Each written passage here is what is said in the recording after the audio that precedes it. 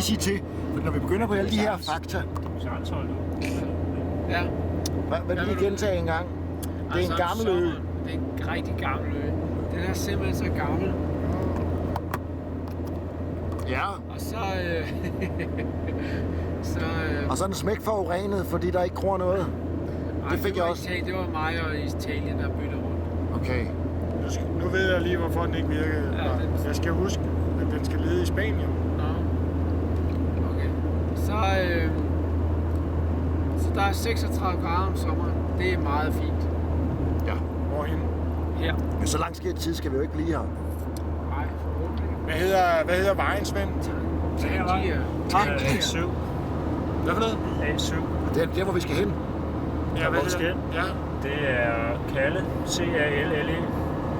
Mellemrum. Los. L-O-S. Mellemrum. Olivers. 15. Men det er ikke sikkert, at du finder den. Fordi det er så specielt det hernede, så... Aurora de la Mille, det betyder åen med honning. Det er bare lidt inspiration. Og Tivoli World. Der er nok ser lukket ud. Har du flere fakta, Lars? Nej, jeg tror, jeg stopper nu. Jeg har sagt rigeligt. Slut forsøgen. Ja. Men det kommer igen. Så er det altid godt, vi har Svend. Svend, flere fakta. Det ligger i København, stadig København. Det er en billig butik. Ja. Har et rødt logo.